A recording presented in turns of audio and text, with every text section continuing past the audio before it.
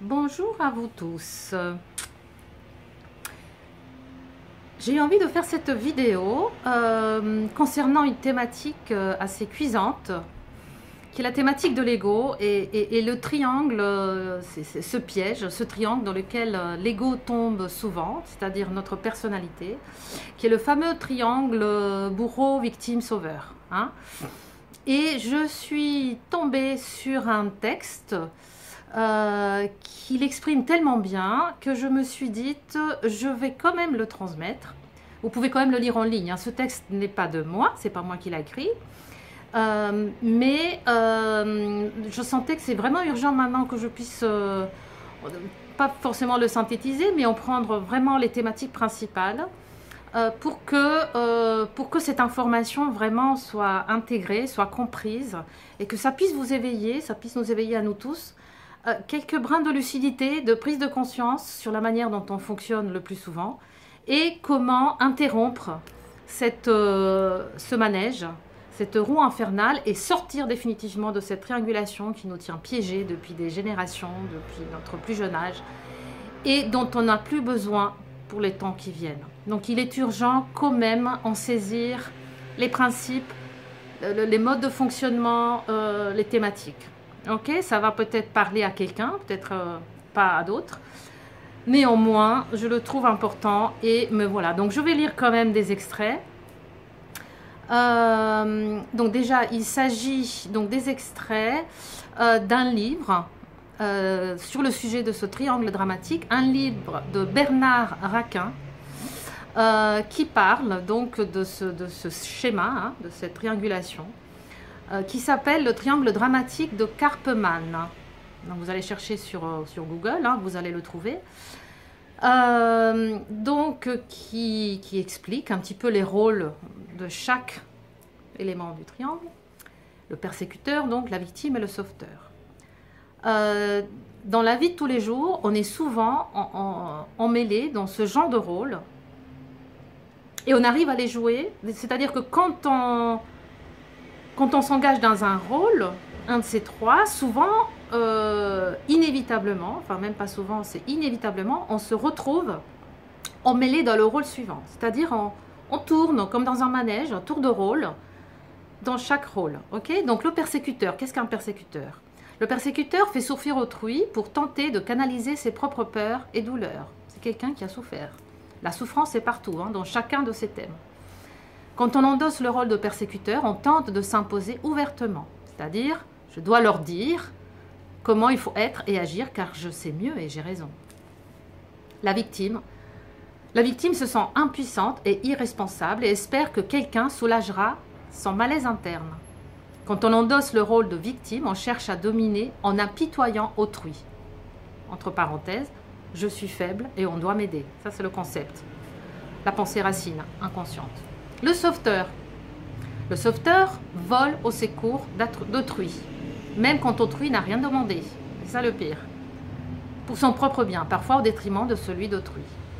Quand on endosse le rôle de sauveteur, on cherche à dominer en se rendant indispensable.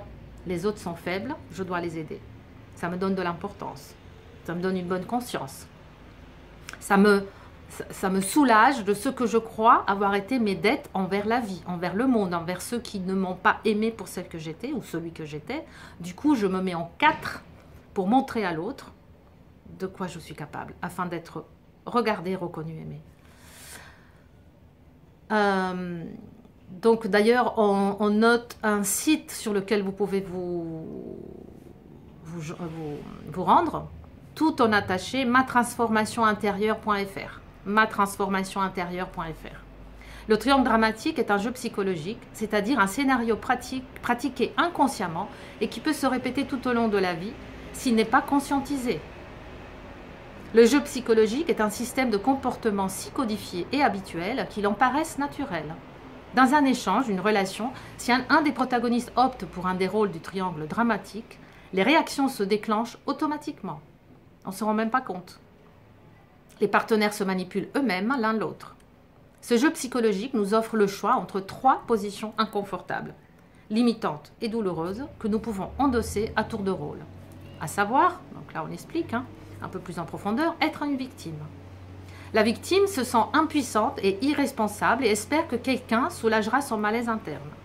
Quand on endosse le rôle de victime, on cherche à dominer, parce que c'est quand même une volonté de domination d'être vu, hein, en apitoyant autrui, c'est-à-dire je suis faible et on doit m'aider, d'accord? La victime est davantage tournée vers elle-même, se sent impuissante et compte sur les autres pour régler ses problèmes ou ceux de la société. Inévitablement, la victime trouve son sauveur. Il y a des matchs, ils se retrouvent, ils se ressentent énergétiquement, ils s'attirent les opposés. Ok? D'où le jeu sans fin de cette triangulation. Les attirances réciproques et contraires. Inévitablement. Être un persécuteur ou une persécutrice, ça veut dire le persécuteur fait souffrir autrui pour tenter de canaliser ses propres peurs et douleurs. Quand on endosse le rôle de persécuteur, on tente de s'imposer ouvertement. Je dois leur dire comment il faut être et agir, car je sais mieux et j'ai raison. Dieu sait comment j'ai endossé ce rôle-là, tout comme le rôle de victime. On a tous joué, on s'est tous amusés là-dedans. On y a laissé les plumes. On arrête, ok? Être un sauveur ou une sauveteuse. Le sauveur vole au secours d'autrui, il adore ça. Même quand autrui n'a rien demandé, pour son propre bien. Parfois au détriment de celui d'autrui, justement. Quand on endosse le rôle de sauveteur, on cherche à dominer en se rendant indispensable. Le sauveteur est tourné vers les autres et dans l'action, ou parfois seulement l'intention d'action. Déjà beaucoup de paroles, mais après pas d'actes, mais beaucoup de pensées. Le triangle dramatique a été nommé ainsi par Karpman, K-A-R-P-M-A-N, en relation avec de que Eric Berne, père de l'analyse transactionnelle, appelle les 4 mythes. Le premier, j'ai le pouvoir de rendre les autres heureux. Entre guillemets, sauveteur en cherche d'une victime. Les autres ont le pouvoir de me rendre heureux. Victime en attente d'un sauveteur. J'ai le pouvoir de rendre les autres malheureux. Entre parenthèses, persécuteur en recherche d'une victime. 4, les autres ont le pouvoir de me rendre malheureux. Victime en attente d'un persécuteur. Ça se passe régulièrement, toujours de cette manière. Les 3 rôles du triangle dramatique sont douloureux et source de conflits, bien sûr. Chacun d'entre nous peut les jouer, tous les 3, en fonction du contexte, des personnes en interaction et des circonstances. Comment repérer le triangle dramatique? Être vigilant, prendre une pause avant de parler ou réagir, c'est-à-dire ne pas réagir sur ces boutons émotionnels qui viennent d'être allumés expressement par le scénario de ma vie, afin que je me rende compte, que je puisse me regarder, que je puisse regarder l'autre, et regarder ces programmes automatiques qui se répètent régulièrement. Je me regarde, je prends une belle respiration, je prends conscience de ce que je veux dire, ou comment je vais réagir.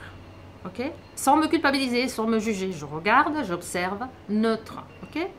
Si un partenaire ou un interlocuteur endosse l'un de ces rôles, nous aurons de grandes chances d'être entraînés dans le triangle dramatique. Ah oui, on vient nous chercher hein, pour nous tester, pour voir où on en est. Le problème est qu'une fois rentré dans le triangle, chacun navigue entre ces 3 rôles sans trouver la porte de sortie. C'est un labyrinthe sans fin. Ainsi, il convient d'observer nos pensées pendant quelques semaines, peut-être plus, et les dialogues qui nous entourent. Comment agissons-nous dans le monde? Comment agissons-nous avec l'autre? Quelles sont nos attentes? Quelle est la croyance de nos manques qui fait qu'on va chercher des béquilles à l'extérieur pour pouvoir les soulager? On se pose ce genre de questions tout le long de nos relations avec autrui. Hein? Nous repérons donc fréquemment ce jeu psychologique. Chez nous, du coup, on le voit chez les autres. Et une fois cette prise de conscience faite, nous pouvons y renoncer. Nous décidons d'y renoncer. Nous sortons de la prison du triangle. Notre responsabilité est d'exprimer clairement ce que nous souhaitons ou refusons. Celle de l'interlocuteur-interlocutrice est d'accepter ou refuser. Et c'est de son droit. Elle peut refuser ou accepter.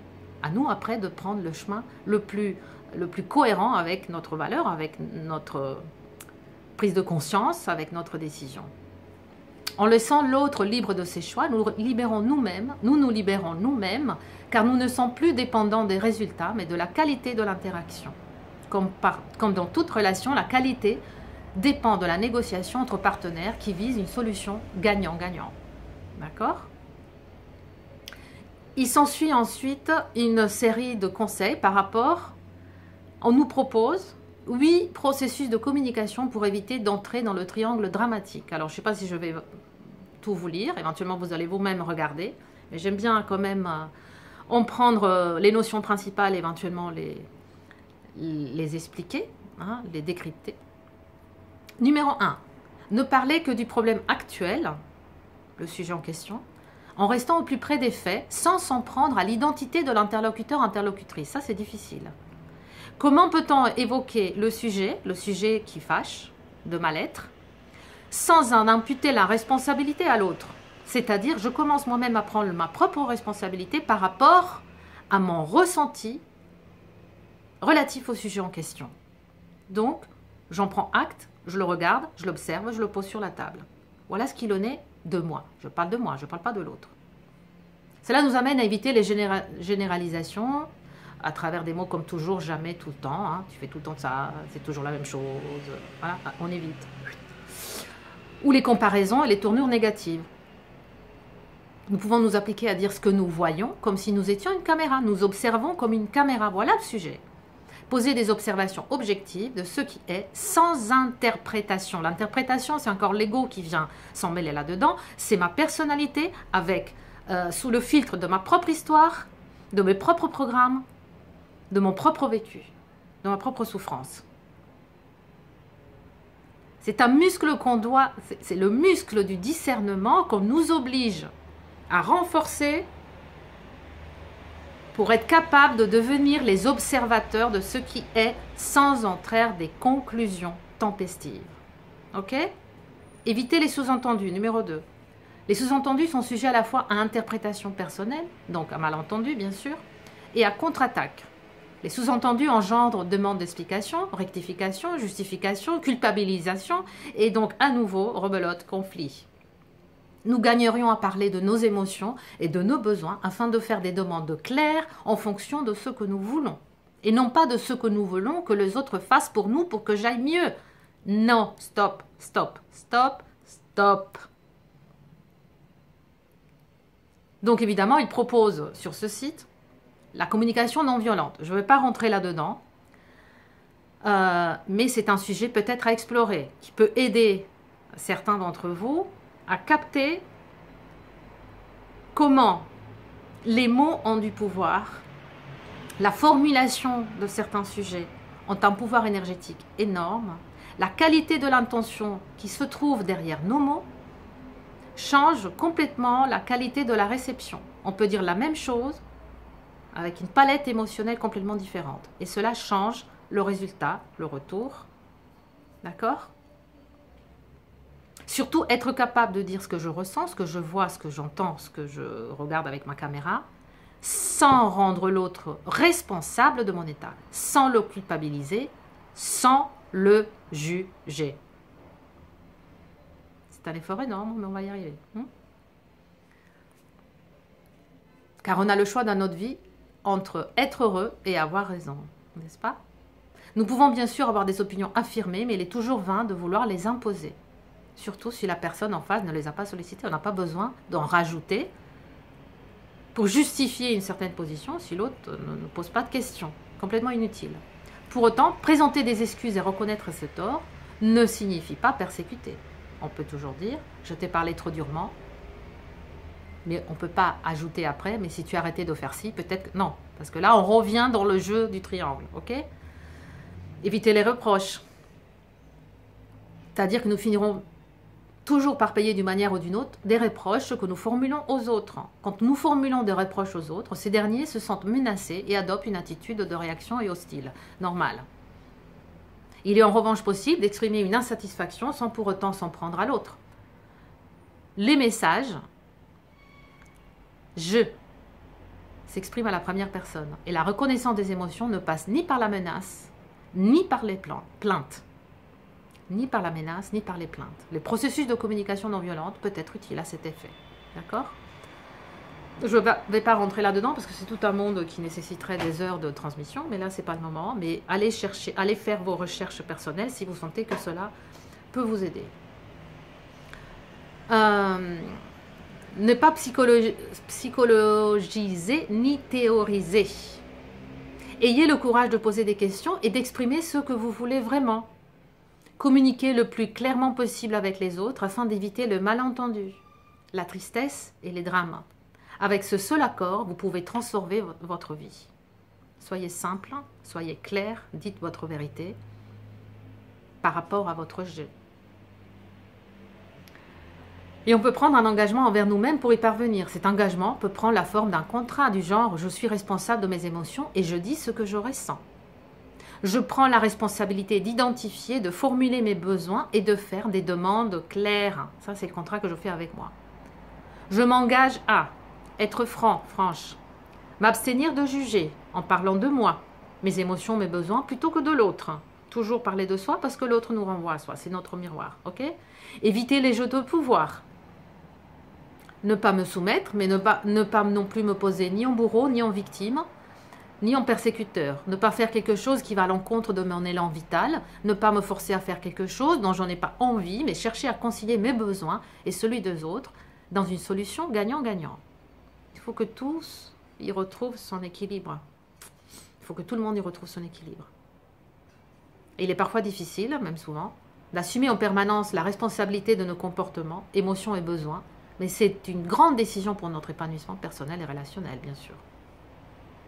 Cessez d'attendre que les autres ou la vie soient conformes à nos désirs. Surtout maintenant, ce n'est pas possible. Ça ne l'a jamais été. Ça c'est se perdre dans l'illusion. Ça, c'est se perdre complètement. Se noyer dans la maya d'un fantasme de croyances qui ne sont pas assumées. Enfin, assumées, comment? Non, c'est pas assumé, c'est dont la solution n'est pas à l'extérieur, donc je crois, je délègue. C'est une forme de... Je dois arrêter de déléguer au monde mon propre bonheur. J'arrête de déléguer à l'autre mon pouvoir, mon bonheur, ma paix, mon harmonie, ma richesse, etc., etc. Vous n'êtes pas la cause des actes d'autrui. Ce que les autres disent et font n'est qu'une projection de leur propre réalité. Ça, c'est fondamental. De leurs propres rêves et de leur propre histoire.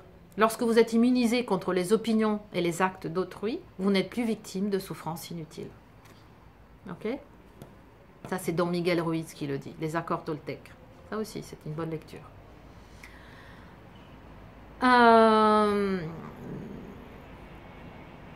Nous pouvons penser donc en termes personnels. Je ne me réfère qu'à moi. Que puis-je faire concrètement moi-même pour contribuer à ce qui me semble juste pour moi?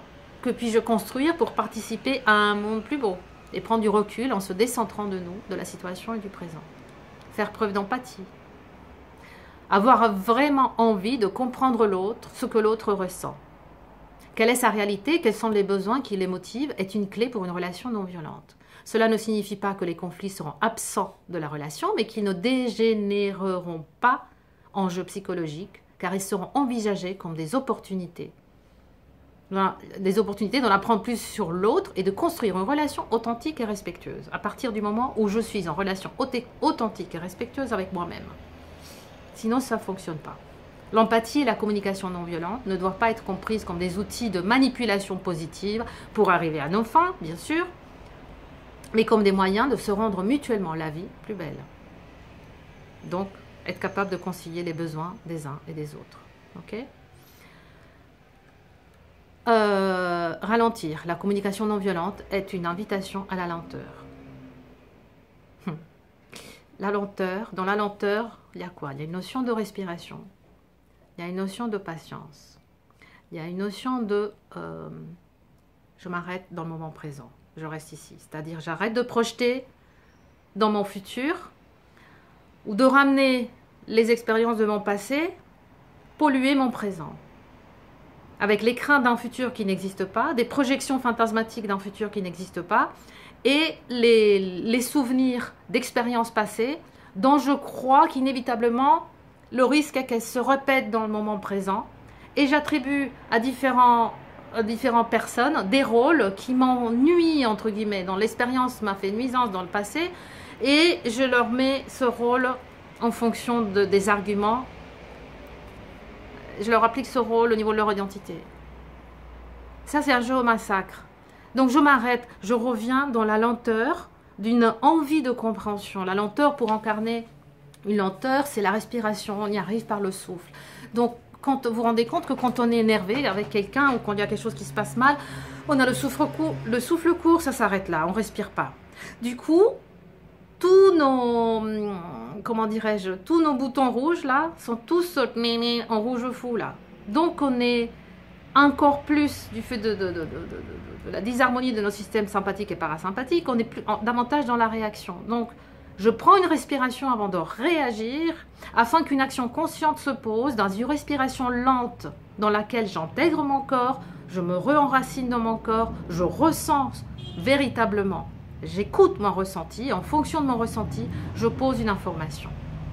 Autrement, l'information se joue en boucle autour du mental, du cerveau gauche, de l'ego, qui veut avoir raison, ou qui se sent menacé, ou qui se sent victimisé. Je ralentis, je reviens dans le moment présent, je ramène la situation au maintenant, je me réactualise par le souffle, par un enracinement conscient dans mon corps, par une écoute intime, pertinente de mon ressenti, par une forme de discernement envers ce dont je sens le besoin de m'honorer davantage, afin de mettre des mots sur mes propres besoins, des mots qui ne tiennent qu'à moi et qui n'ont aucune once de jugement ou de reproche envers l'autre. Bon.